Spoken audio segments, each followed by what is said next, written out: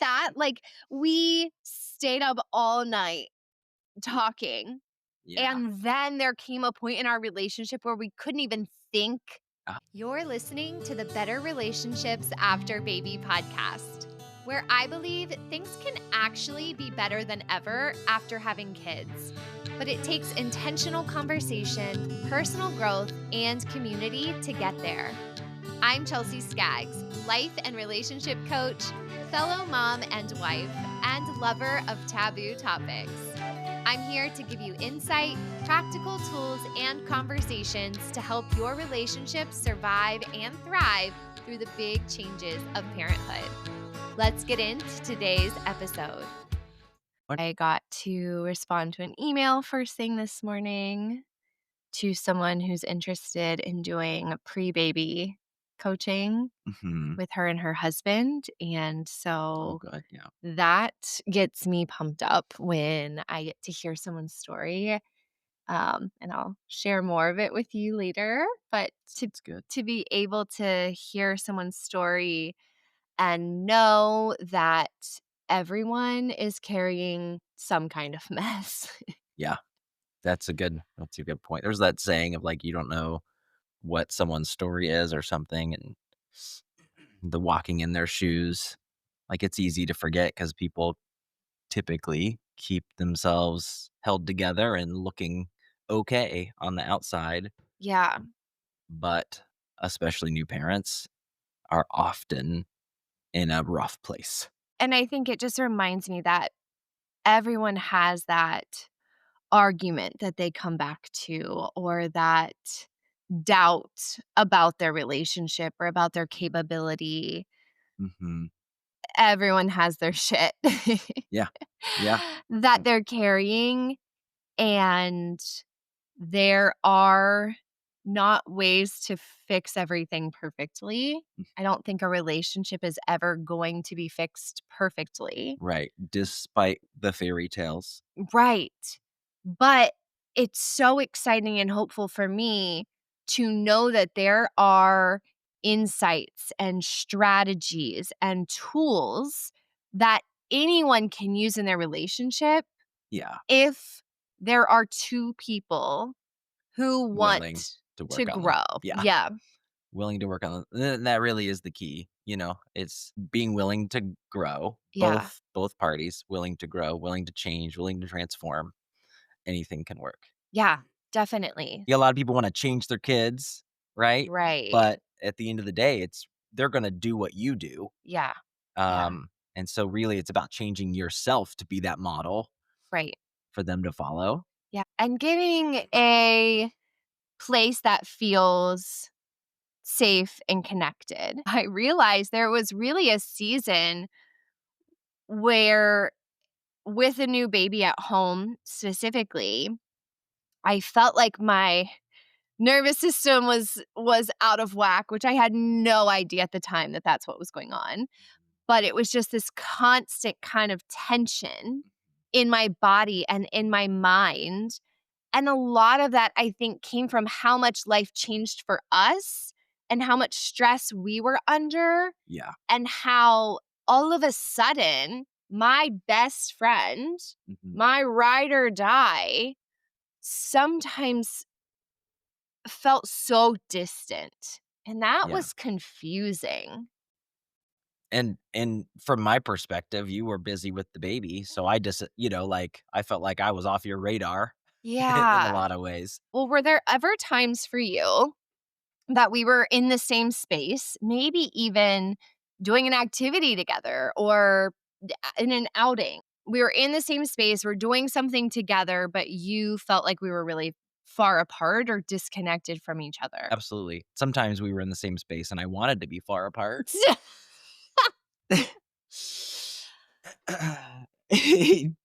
Because we weren't in a great spot, right? Yeah.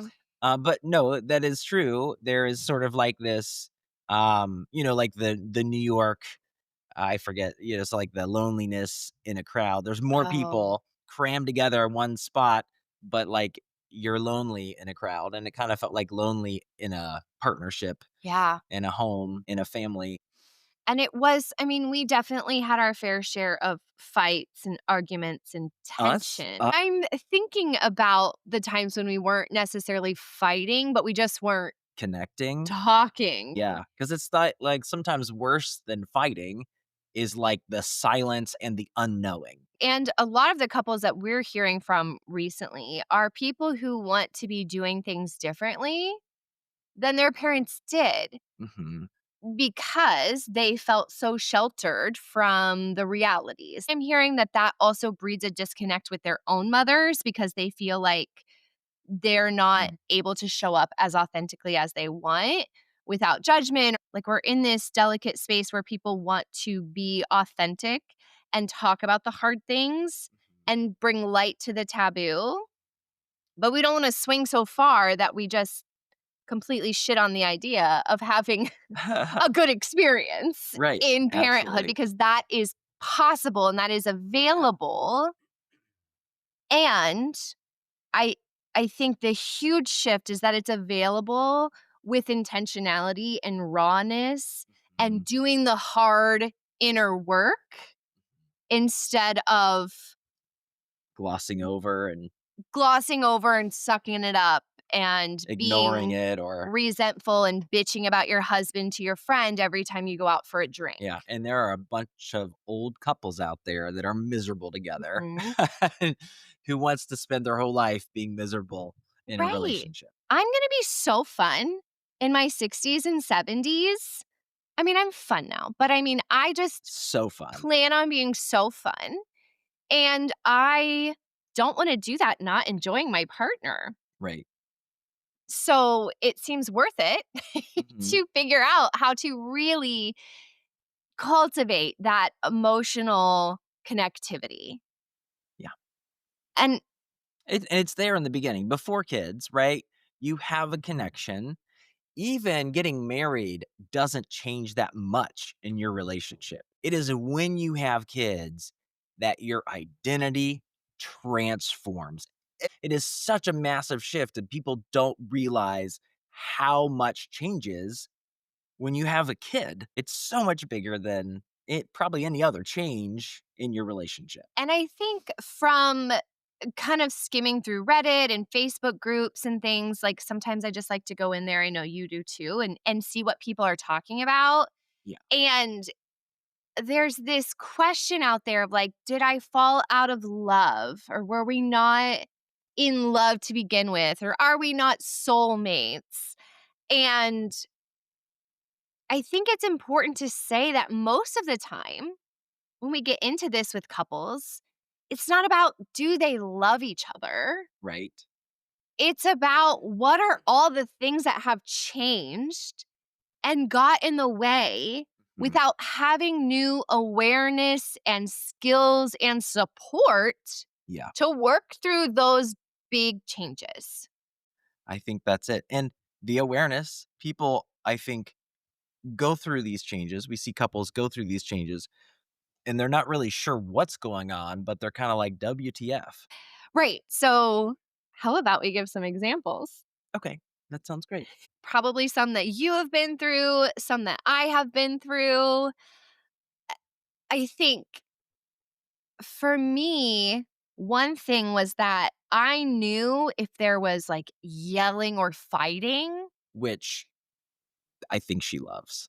I do, okay? To an extent, to an extent. I have to say, we've had to figure out A compromise, a middle ground. compromise because the stimulation of argument and back and forth is Uh-huh. really stimulating for me and exciting, and it feels fun, Mhm. not hurtful as much as you don't enjoy that as much as I do. Correct. Yes. So I think uh, I have learned how to step up, have thicker skin, and engage the fight.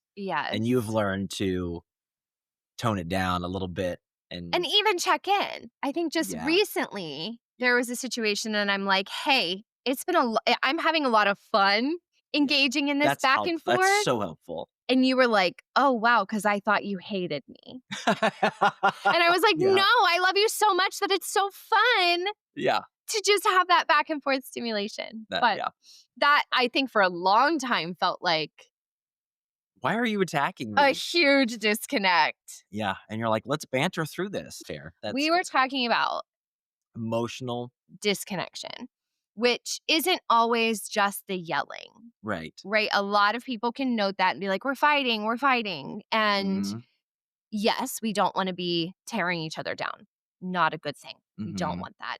But also, I think it's like a silent killer, like the Yeah, silence, yeah. sitting shoulder to shoulder, but like doing your own thing, zoning out to a show every night without snuggling or like intentionality, just like going through the routine. Yeah, it's the best you can do. You'd like to be more connected, right? But Right. you're not sure what to do. So it's the people who are sitting on opposite sides of the couch Yeah, scrolling when you finally get some time that you could be connecting, but it's like, you're not sure what to do. not sure how to connect with this person and I just need to zone out in my Or brain. we fought a few times earlier today. I don't feel like revisiting that. Right.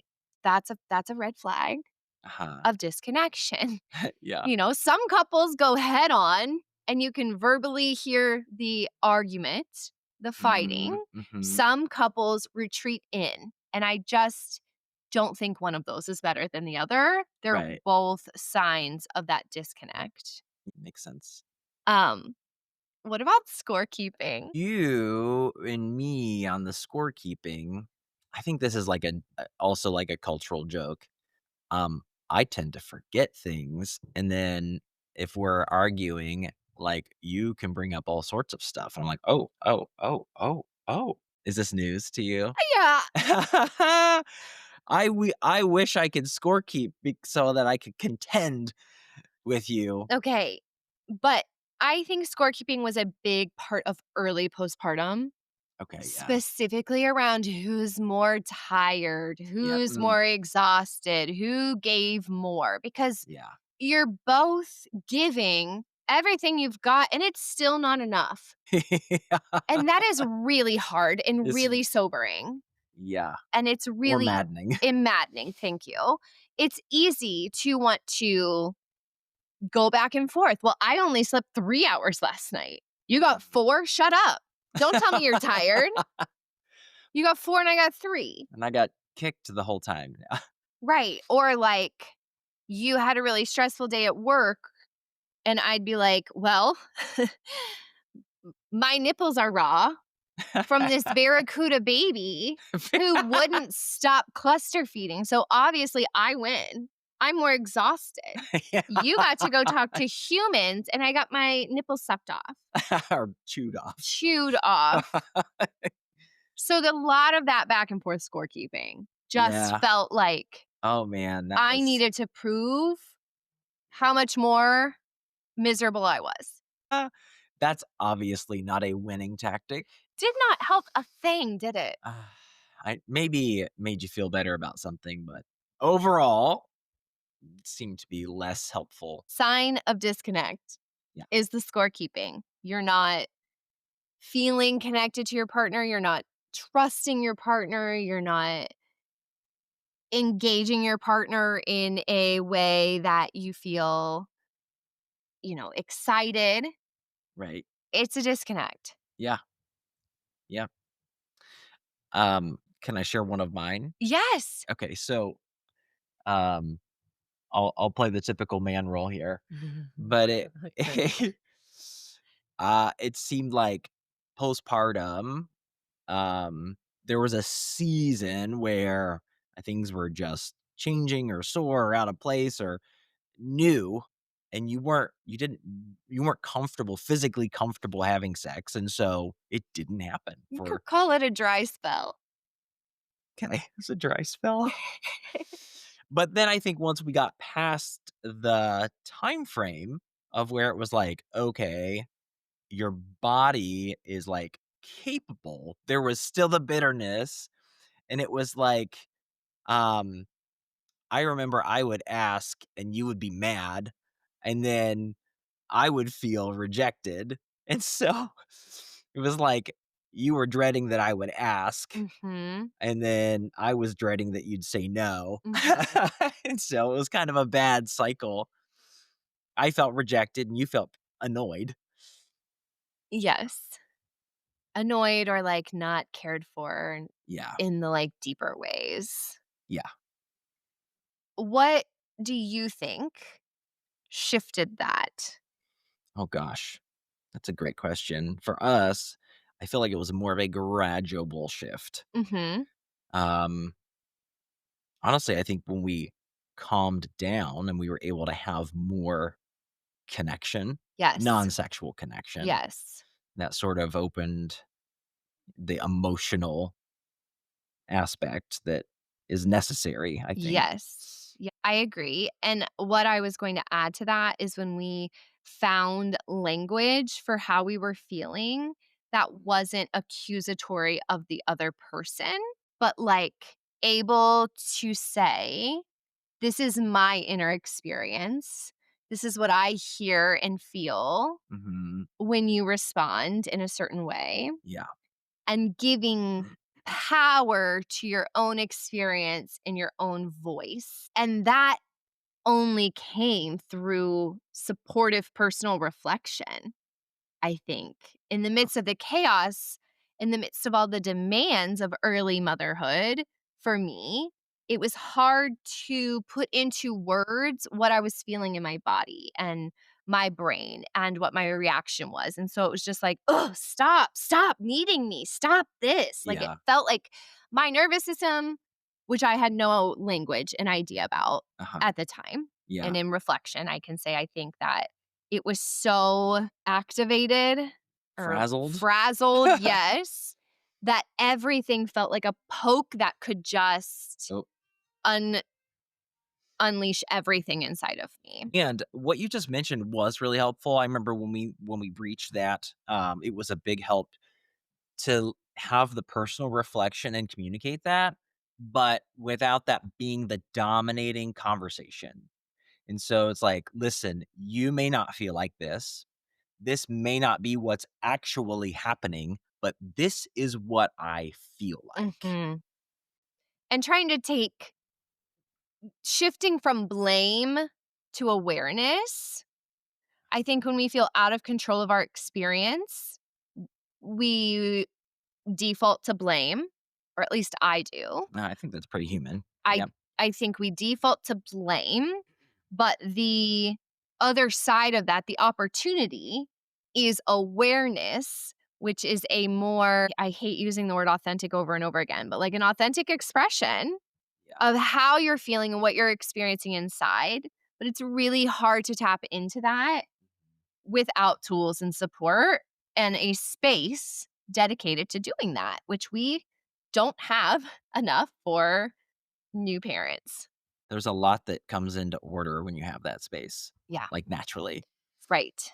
But you have to build it, Yeah. or else you keep filling your schedule and your time Yeah. with things that are band-aids, Yeah. Probably with just as important as building a nursery or oh, yeah, anything else is building that time right. for reflection, for kind of replenishment even. Yeah.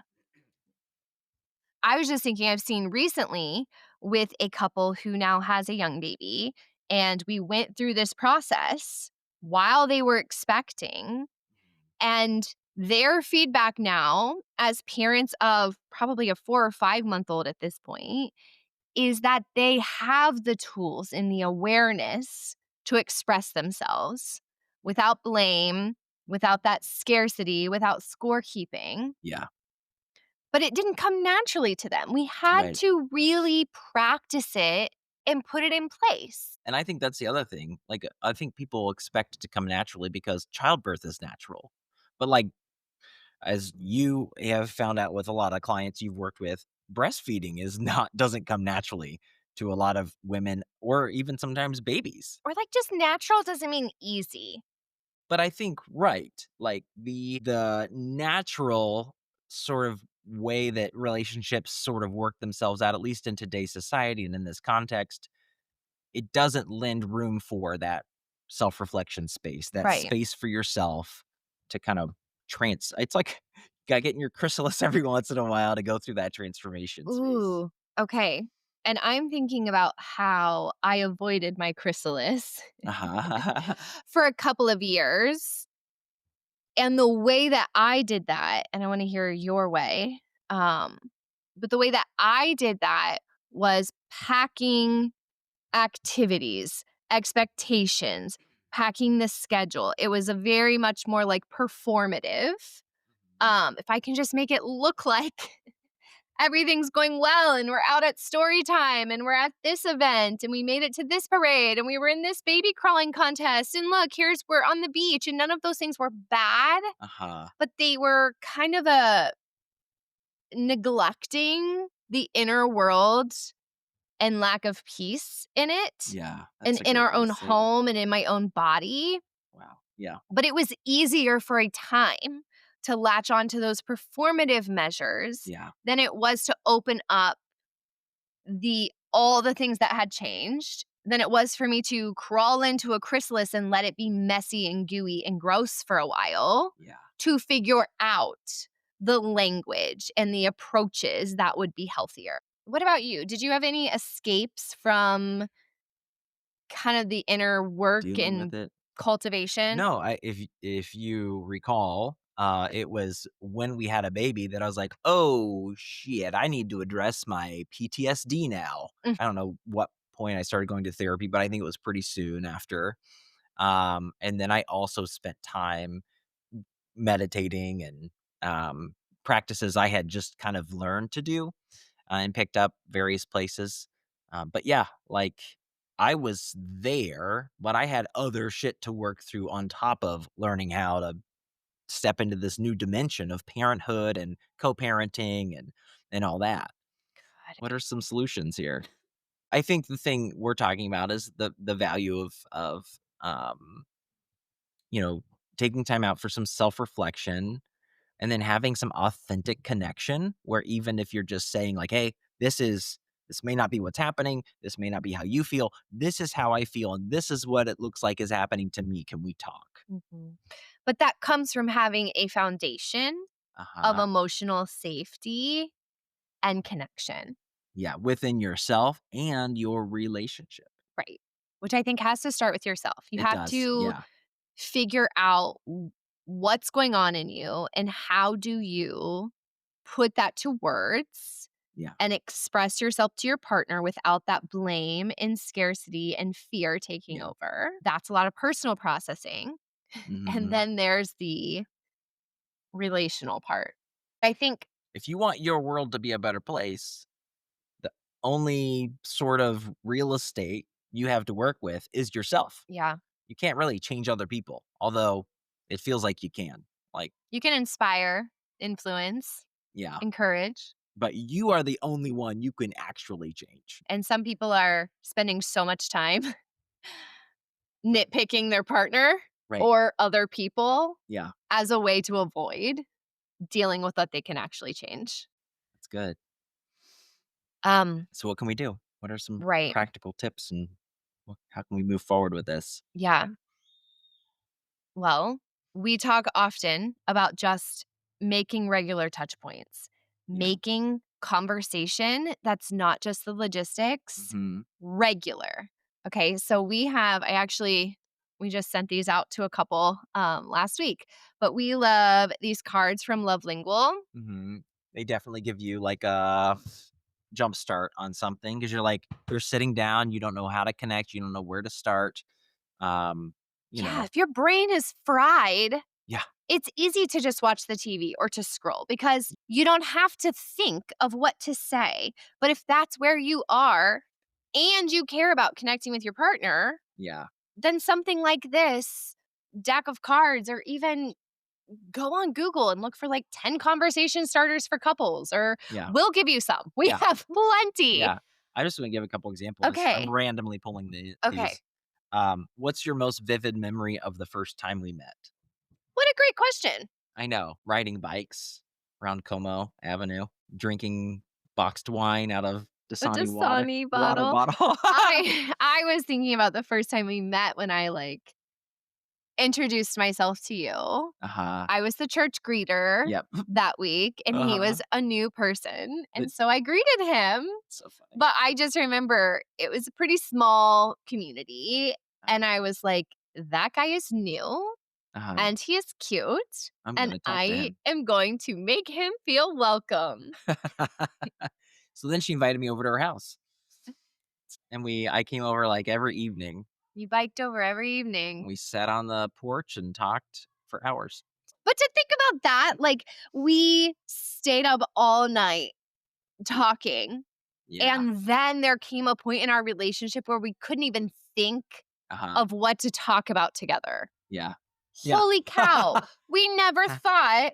We'd run out of things, and you don't really run out of things, you just get fried, I think. Yes. You just get fried, you get mismatched on your emotional profile or whatever. Things are Yes. changing. You're more goo than you are butterfly. It's just how it is. All right, I'm just gonna give a couple more. What does freedom mean to you? That's a good little Hmm. question. Yeah. What's one thing you'd never change about me? That's a nice one. Aw. If we as a couple had a theme song, what might that be?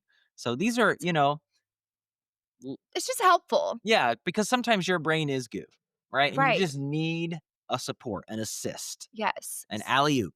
So I will link those of you listening to this on the podcast, I will link these love lingual cards because I do love them. The creators were really intentional about making them, and we use them. We give them to couples we work with. Big fans over here. Good stuff. Um, it could even just be like, if you don't want cards or whatever, it could just be when you lay down at night. Like, Hmm. what's one thing I've done recently that made you feel appreciated?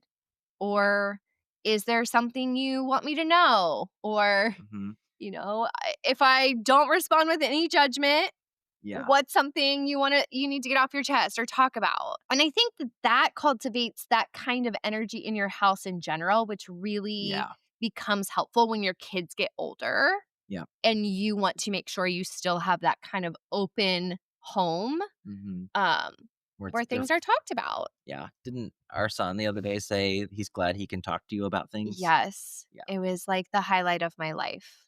Yeah. We were Yeah. riding in the car and he started to talk about school and how he sees so many kids try to just fit in and he just wants to be able to be himself and he thinks everybody loves football or they pretend they love football and he doesn't. And so what does he do? Because he doesn't give a flying flip about football. Yeah. But anyways, through that, he did end up just being like, "Hey mom, I'm glad that I can talk to you about these things." And I was like, "Oh my god, me too," because Valuable. that is one of our top shared values. Yeah. And communication truly, truly, truly is the lifeblood of any relationship. Yes. Yeah. And so what happens in the marriage is the model for that. Yeah. That's so important. Okay, last thing I wanna offer, because I haven't talked about this recently, but it's one of my favorite things as a reframe. Hmm. You talked about, um, saying, like, "Here's my experience. This might not be exactly what you're meaning or how you're saying it, but this is my experience." I like to use the phrase, "The story I'm telling myself is Yeah. blank." And so you're taking responsibility. I think about even how helpful that would have been going back to the topic of sex and intimacy, Yes. Yeah. which would have been, the story I'm telling myself is you just want this quick hit good feeling. Hmm. And that's all I am to you, especially when I felt like I was just a milk cow to the baby. Yeah. And I'm like, well, is it just my body's just here for everybody to use? And Yeah. that was the story I'm telling myself. Yeah. And I had no concept that that's what you were feeling. Yeah. When you began to explain, it made sense to me. When you began to say, like, all day long, body is being given out, Yes. right? And I just want a space where I can just be me without anybody expecting anything from me. Right. And that clicked for me. I was like, oh, yeah, I would hate Yeah. that. So, Well, and then what that did for me, it gave me the awareness that in order to have the kind of physical connection we wanted to get back into, uh, we had to build in a way for me to have personal time to feel like myself, to feel like I was in ownership of my body, like I had some of that autonomy. Yeah. And that was the step. It wasn't changing your desire. It was saying, in order to honor this place, Mhm. we need to back up a couple steps and have this taken care of. Yeah. That's empowerment. Absolutely. Yeah. Okay, we need to wrap this up. Um, I think the reality here is that there are a lot of couples who are drifting apart, Mhm. not because they don't love each other. This is not a love issue Right. for It's most people. literally like logistics and mechanics. Right. No one gave them the damn roadmap Right. that they have the insight to themselves and their thoughts and their feelings, and they have the Mhm. tools and awareness to communicate that Yeah. in a teamwork way Yeah. with their partner. And so by the time the baby arrives, they're in so deep, they're so exhausted, they're so resentful that the disconnect just becomes this chasm. Yeah. Yeah. And some people climb out of that. I mean, Mhm. we've worked with people who were getting them out of the chasm, and some people stay there Yeah. until they're miserable old people Or they get or divorced. they get divorced. That is why we're here. True. Because we know we could have been on one side of that, And we and we came out on the side that we're much happier with, Mhm. proud of, excited about. And we see other people through that, whether that's the preparation Yeah. while they're expecting, Mhm. or whether it's the, oh shit, we need to course correct before this gets worse Mhm. after having a baby. Well, Thanks for listening. thanks for listening. If you're someone that had some aha moments and you want to do the work and you want to show up, we're taking 2 or 3 more couples to work with in July and August.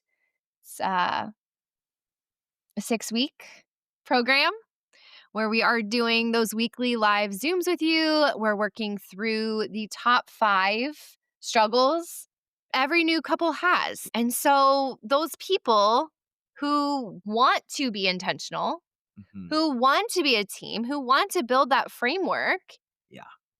for most people, it doesn't just happen. It does not. So, we are here to say we can walk you through it. We can give you the language Mhm. and the tools and the confidence that you can do that together. Yeah. And we walk with you through it. Right. So, just throwing it out there, if you are listening to this episode in real time, we do have space for 2 more couples to work with in July and August. And we're looking for those people who are either expecting and really want to start on the right foot together, or who are in those first couple of years and they're noticing the chasm and you don't want to just fall into the pit of despair.